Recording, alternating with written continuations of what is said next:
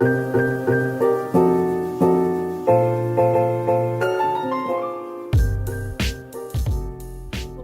caro ouvinte do CFcast, saudações aos que nos escutam.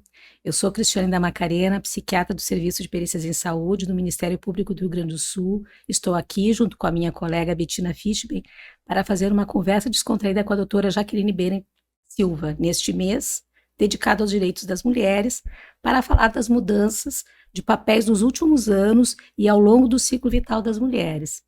Para sabermos mais um pouco sobre a doutora Jaqueline, bom, ela é médica, formada pela URGS, especialista em ginecobstetrícia pelo Hospital de Clínicas de Porto Alegre, e após o término da especialização, ela foi para São Paulo para fazer formação em cirurgia videolaparoscópica e videohisteroscópica. Foi vice-presidente da Sociedade Brasileira de Cirurgia Laparoscópica, capítulo Rio Grande do Sul, e foi professora do curso de pós-graduação em cirurgia minimamente invasiva do Hospital Moinhos de Vento até 2019 e do IRCAD, que é um centro de treinamento em cirurgia minimamente invasiva nas unidades de Barretos, Rio de Janeiro, até 2020. O IRCAD foi criado pelo Dr. Jacques Marescot, o grande cirurgião francês, e tem sede em vários países, Dubai, na América Latina, em outros países além do Brasil, Alemanha e França. A doutora Jaqueline também tem MBA em Gestão da Educação, Pesquisa e Tecnologia em Saúde. É preceptora do Fellow de Cirurgia Minimamente Invasiva do Hospital Moinhos de Vento e é certificada pela EUMECO e Sotopel para implantações hormonais, para contracepção, tratamento de doenças e reposição hormonal. É especialista em ginecologia com áreas de atuação em endoscopia ginecológica pela Fibrasgo e pela Sobracil. E também foi professora de cirurgia minimamente invasiva. Isso eu já falei, né? Já. Tá. É que é tanta coisa, né? Bom, a doutora Jaqueline é sócia da Clínica Ali aqui em Porto Alegre. Tem muito a nos dizer. Obrigada por estar conosco. Bom, vamos já começar a conversa. Durante boa parte da vida, a ginecologista, ou ginecologista, é o médico com quem as mulheres têm contato com mais frequência. Contato próximo, íntimo. O que mudou no universo feminino ao longo destes 30 anos de prática em termos de carreira, realizações e exigências, e vida pessoal, afetiva, familiar, e que repercutem nos cuidados de saúde?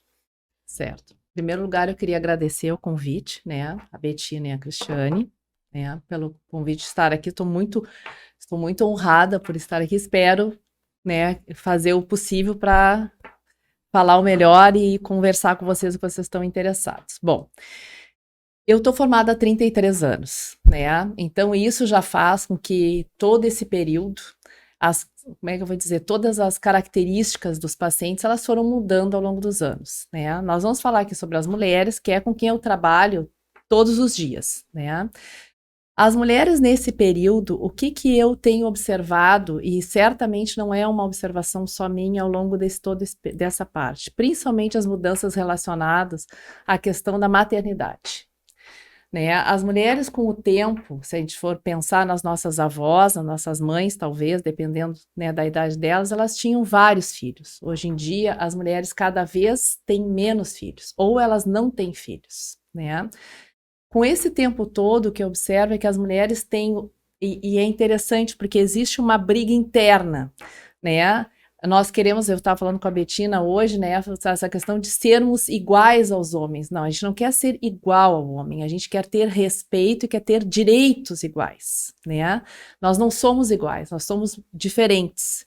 E essas fases, por todas pela qual a mulher passa, ela ainda é muito cobrada, porque ela tem vontade, às vezes, da maternidade, mas ela tem vontade de esperar essa maternidade, porque ela quer fazer várias coisas antes. Ela quer estudar, ela quer se profissionalizar, ela quer chegar a alguma, né, situação em que ela possa ter uma gestação com mais conforto. Mas, ao mesmo tempo, existe a briga da idade. Quanto mais tempo a gente espera, a gente sabe que depois dos 30, 40 anos, cada vez vai ficando mais difícil. E não adianta, por mais que a gente saiba que a gente está vivendo até os 80, 90 anos, a nossa capacidade de sermos mãe, ela não vai todo esse período. Então, o que eu observo, assim, as pessoas, as mulheres, elas não se dão conta disso, na verdade. Elas chegam, às vezes, nos 35, 40 anos, achando que facilmente elas vão continuar podendo ser mães. É como E os isso 40 de hoje, são os 30 são os de um 30 de tempo antes. atrás. Mas isso Uhum. não é a Sim, realidade, né? sim. E daí existe muita dificuldade, né, relacionado a isso. Então, dentro dessas fases, o ginecologista, ele tem obrigação de falar para as pacientes e orientar, eu acho que aí é o nosso papel, né, de orientar os pacientes que elas têm que se dar conta que se elas querem retardar a sua maternidade, elas em algum momento, elas têm que entender que pode ser que isso não aconteça, isso não ocorra, né, e pode não ocorrer em qualquer fase da nossa vida, mas elas também têm que entender que talvez ela precise de recursos, né, que para fazer com que ela possa tê-los mais tarde. E esses recursos nem sempre são recursos fáceis e eles não são acessíveis a toda a população, né? Eles são acessíveis principalmente a pessoas que têm condições de fazer algo que você já deve ter ouvido falar, que é reserva de óvulos, né? E quando fazer isso? Em que idade fazer? Cada vez mais difícil, porque às vezes a moça diz, mas eu nunca vou ter filho, só que quando ela chega nos 35, ela decide que ela quer ter. Ou, agora eu acho que eu quero, mas ainda não tenho parceiro. As pessoas estão, né, com mais dificuldade nessa situação, só que para isso elas têm que entender que elas têm que fazer isso o mais precoce possível. Explica como é que é isso de reserva de óvulos, doutora. A questão da reserva de óvulo também tem algo que é importante as pessoas saberem, que o fato de fazer a reserva do óvulo não significa que tu vais poder ter filhos. Isso é a primeira coisa que tem que ficar muito clara, né? A reserva de óvulo, na verdade, tu quer saber tecnicamente isso? Uma explicação para nós aqui, para o nosso público entender. O que se faz, né? Tu faz uma indução de ovulação no paciente. Primeiro tu avalia o paciente, vê se ele tem capacidade e tem óvulo ainda, né? Com possibilidade de indução. Tu induz a ovulação, tu capta esses óvulos, né? E tu faz uma criopreservação deles, tá? Na verdade, a palavra congelação mudou um pouco, é uma criopreservação. Para quê? Para que quando tu decidires que tu queres engravidar, tu pode tentar primeiro engravidar espontaneamente, se conseguir engravidar, ótimo, né? Se por acaso tu não conseguires engravidar, tu vai utilizar esse óvulo, né, para fazer uma fertilização in vitro, para daí colocar dentro da cavidade uterina para ver se vai conseguir engravidar ou não, né? Inclusive, assim, se a gente pensa em fazer reservas, o melhor é fazer reserva de embriões e não de óvulos, mas enfim, embriões têm pai e nem sempre a gente sabe quem vai ser o pai. Então, isso é uma outra história.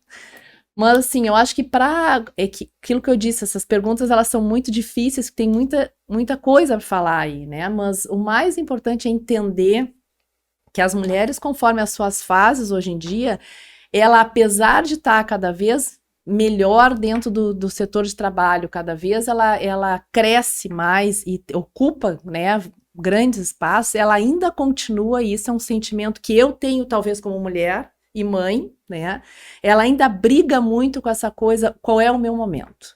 Qual é o momento? É muito difícil, né? É difícil saber esse momento. Essas mudanças, começamos falando dessa questão reprodutiva, né? Essas mudanças, elas ocorrem ao longo da vida de cada uma. De cada um.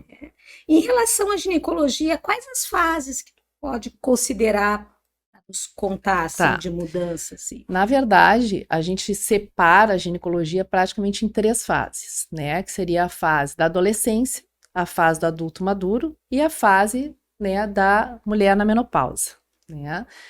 O que são essas fases? De fato, essas fases são as nossas mudanças hormonais que ocorrem em todos esses períodos. Na adolescência, quando a gente menstrua pela primeira vez, e daí existe uma explosão, né, que a gente brinca, é uma explosão de hormônios, né, para todos os lados. E nesse momento tem algumas coisas que a gente, como ginecologista, tem que se ater e prestar atenção, e às vezes até trabalhar junto com o próprio pediatra, né, que é uma coisa que às vezes não funciona muito, mas seria importante que isso, né, fosse avaliado. Essas meninas, elas precisam ser avaliadas, elas têm que ser acompanhadas, tanto na questão de anticoncepção, que é algo que tem que ser falado, né, orientação sexual, né, e também para avaliar as doenças que ocorrem nessa fase, porque existem alterações na fase da adolescência. E a outra questão que a gente está vivendo muito é que as meninas hoje em dia, elas estão menstruando muito precocemente. Por quê? Mudança dos tempos, várias alterações, mas uma coisa que é muito assim estudada e é real é o aumento de peso. A gente sabe que o fast food e o aumento de peso em adolescentes, em crianças, né, que começam desde crianças e adolescentes, ela faz uma alteração metabólica, tá? Por uma produção hormonal que é metabolizado na gordura, né? Aumentando os níveis estrogênicos. E isso faz com que essas meninas comecem a menstruar muito precocemente. Então pode parecer estranho, mas por que hoje em dia se menstrua parece mais cedo? Uma das possíveis explicações é essa, porque eu acho que a gente nunca teve tanta obesidade infantil e obesidade na adolescência. Isso é algo realmente preocupante, que as pessoas falam e parece que passa despercebido. Então, assim, na questão da adolescência, então, tu tem que ter todo esse acompanhamento, né? E por que eu falei da questão do pediatra? Porque o pediatra também tem que orientar essa menina a ir no ginecologista. Você não sempre fica na mão da mãe e a mãe nunca sabe quando levar. Se é quando menstrua, se é antes de menstruar, se é quando leva, e na verdade a menina ela vai quase acorrentada ao ginecologista, né? Ela chega, parece assim que ela tá indo pro abate, mas não, ali a gente vai para conversar, para orientar e deixar ela, né, o mais confortável possível para a gente conversar sobre as coisas que são do dia a dia. É medo isso? Eu acho que não é medo, eu acho que é mais, assim, tu expor algo muito íntimo teu, né? Eu acho que elas se atrapalham. E se a gente puder parar para pensar, Betina, a gente esquece, às vezes, da gente lá atrás, né? Mas a adolescência existe uma mudança corporal muito grande, né? Tanto da menina como do rapaz também, né? E essa mudança, ela, às vezes, ela é aceita de formas diversas, né? Às vezes as meninas gostam, às vezes elas não gostam, às vezes elas se sentem que aquele corpo não é delas, né? Então é complicado, é um momento de atrapalhação, né, com o seu próprio corpo. Elas se olham e não se identificam, né? E isso vale para o rapaz também, né? É difícil para os dois, né? Ela começa a ter mama, ela começa a ter pelo, ela começa a ter um monte de situações que ela, às vezes ela não sabe nem como lidar, né? Então, isso às vezes a gente tem que saber conversar e orientar. E a questão da anticoncepção, por mais assim, né, às vezes as mães dizem, mas se eu falar sobre anticoncepção, ela vai começar a ter relação sexual. Não, são coisas completamente diferentes, não vai falar. O fato de tu expor e tu orientar, não é isso que vai acontecer. Bom, então passamos da adolescência e fomos para adulto, né? A mulher adulta é uma outra fase, né, em que ela começa a ter já seus ciclos menstruais regulares, né, ela já começa a fazer anticoncepção, tem vários no mercado, né, se eu for falar sobre anticoncepção, a gente pode falar um dia inteiro sobre isso, né, e essa fase em que ela tá na adulto maduro são coisas importantes, assim, ela tem que começar a se dar conta que ela precisa fazer avaliação ginecológica de rotina, de preferência anual, fazer as avaliações de câncer de colo uterino, né? Avaliar isso, o ginecologista também tem que se dar conta que ele tem que ver e avaliar a carteira de vacinação dessa paciente, que é algo que parece que depois que passa a pediatria, tu não vacina mais nada. Não. Hoje em dia a gente tem vacinas para muitas situações, né? E uma das vacinas é o HPV, né, que a gente sabe que diminui o risco de câncer de colo de útero. Nós temos também, né, a avaliação da mama, daí tem que ver a história familiar dessa paciente para ver se ela precisa fazer avaliações de mama mais precocemente ou não, né? Ela deve fazer pelo menos uma ecografia transvaginal para ter uma ideia se os órgãos estão todos lá dentro. Se eu menstruo, tá tudo bem. Não obrigatoriamente, às vezes não. Às vezes ela pode ter alguma alteração, que são as alterações millerianas de formação embriológica, que às vezes tu só vai descobrir se tu fizer um exame, né? Então, uma eco abdominal total, uma transvaginal. Isso tem que ser anual? Não precisa ser anual. Mas pelo menos tu ter alguma coisa para que tu possa acompanhar, né? Fazer sempre exame físico nessa paciente, isso da parte do médico, né? E ir acompanhando. O que acontece na adulta, né? A mulher adulta, ela começa a ter as complicações de miomatoses, né? Endometriose, que são doenças que provocam alterações, inclusive, no trabalho. né, com dificuldade de trabalhar porque elas têm dor, a tensão pré-menstrual, né, que altera. Então, tudo que... Por isso que a gente brinca, mulher é uma mulher de fases, né, porque nós vivemos, né, ou muito bem, ou mais ou menos, ou muito bem, ou mais ou menos, a vida é assim, né, mas as nossas alterações, né, hormonais, elas nos expõem a uma mudança muito grande no nosso dia a dia, né? E essas alterações são reais, né? Só que elas têm que ser entendidas e elas fazem parte do natural. Isso não tá, mas então é um horror ser mulher. Não, é maravilhoso ser mulher, né? Se a gente poder parar para pensar, somos nós que temos a capacidade de ter nos filhos. Querer ou não, nem todas querem, isso é o... Cada um sabe, mas somos nós, e só nós podemos ter, né? Então, isso é algo que eu acho que a gente tem que se dar conta que todo mundo que está aqui dentro só está aqui dentro porque teve uma mulher atrás. Passando, então, da idade adulta, né? E a gente tem múltiplas patologias nessa idade, mas, enfim, se tudo está bem resolvido, ela vai ter filhos ou não. Uma coisa importante só de eu colocar, que eu acho que é interessante falar, é assim... a mulher, pelo fato de estar engravidando cada vez mais tardiamente, tá? Ela está apresentando, e é natural que isso ocorra, cada vez mais patologias, doenças da fase adulta, né? E essas doenças ginecológicas, elas podem levar à infertilidade. Então, assim, são mulheres que têm miomatose, que têm endometriose, que têm doenças sexualmente, infecções sexualmente transmissíveis, que se chama hoje, porque elas estão expostas por mais tempo, né, a relações sexuais protegidas e desprotegidas, né? Então, isso leva a elas terem uma incidência maior de infertilidade. Então, não é só a idade, né? É tudo que vem junto. Sim, é o conjunto, é o tempo, né? Porque o tempo faz... As experiências do tempo.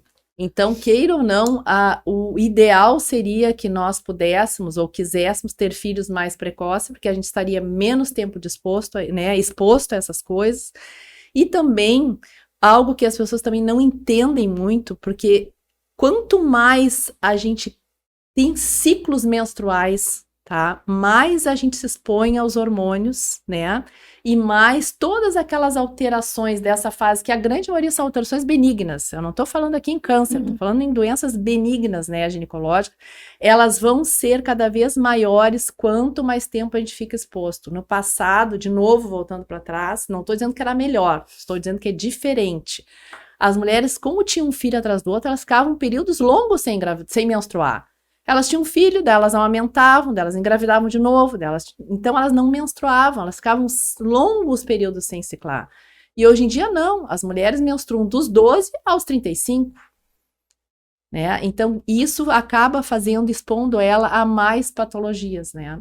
O que está fazendo com que hoje em dia também, durante os procedimentos obstétricos, por exemplo, se tem algumas alterações e algumas complicações do transoperatório muito devido a essas doenças, né? Que antes então, assim, a gente não tinha. O nosso público que é leigo, parte dele é leigo para compreender, o fato de se submeter a mais ciclos hormonais e se repetir, e a gravidez interrompe os ciclos. Isso. Então, o fato de engravidar menos expõe a mulher a mais dessas doenças, porque elas estão associadas com as mudanças hormonais do ciclo. Isso, né? E depois, quando nós entramos na menopausa, né? E a menopausa, que é quando nós estamos acima... A menopausa normal da mulher brasileira, 45 anos em diante, tá? A mulher brasileira perto dos 50, 51, tá? A menopausa é um momento em que a gente tá, no geral, plena, né? Tu tá plena trabalhando, tu tá plena no teu serviço, no geral tu já estás ou não num cargo um pouco mais diferenciado, mas é um momento em que tu tem uma perda, queira ou não, né, da tua capacidade de ser mãe. E isso pode parecer meio piegas, mas é que junto com isso vem a nossa mudança hormonal, e essa mudança ela realmente ocorre, ela começa a ocorrer já mais ou menos uns 5 anos antes de tu parar definitivamente de menstruar, né? E com isso vem algo que se chama envelhecimento, né? Porque existe uma mudança hormonal em que vai modificar o corpo da mulher, ele modifica o corpo, ele modifica os hormônios dela, né? Ele vai fazer uma modificação de humor, Porque a gente sabe que todos esses hormônios, estrógeno, a testosterona, a progesterona por nós produzidos, eles alteram e eles mexem muito com a nossa psique, né? Inclusive, na palestra anterior, tu falaste algo muito interessante que é sobre a questão do estrógeno, né? E a produção de serotonina, tá? Falaste, né? Falei. Isso. E isto é real, né? E não é só isso. Uma coisa interessante, todo mundo acha que o fato da gente ter os fogachos, que não são todas que tem, mas a grande maioria, os fogachos se deve pela deficiência estrogênica. Na verdade, o fogacho se deve pela deficiência de serotonina, tá? Que é produzido, né? Ele é estimulado pelo estrógeno. Porque uma coisa que as pessoas não entendem, os hormônios, eles não fazem nada, eles estimulam gatilhos, né? É como a gente diz, eles viram as chaves, né? E é isso que ele faz. Então, toda vez que tu fizer qualquer tratamento também hormonal, tu tem um tempo, seja ele qual for. O que tu quer perguntar? Nesse cenário, doutora, assim como a questão de maternidade, gestação mudou muito, a questão também da menopausa, do envelhecimento, né? Há mais tempo atrás, as mulheres que ficavam em casa, elas já eram assim, senhoras, né? Tinham netos, ficavam cuidando dos netos, cozinhavam, coisa assim. E agora, como a senhora disse, assim, as mulheres de 50, 60 anos estão trabalhando, viajando, às vezes, assim, então, até no ponto mais evoluído, assim, da vida profissional, tudo, como é que elas estão enfrentando assim, essas modificações hormonais no dia a dia dela? Isso é uma coisa que eu acho que é até interessante eu comentar, porque eu sempre eu, Jaqueline, sempre me dediquei muito à área de cirurgia, tá? E no momento que eu entrei na menopausa, eu comecei a me dar conta que eu tinha que estudar outras coisas, né? Não só a parte cirúrgica, porque a parte cirúrgica é aquela coisa, é muito gostoso, né, para quem opera. Tu opera, o paciente fica curado, que bom, acabou, tá?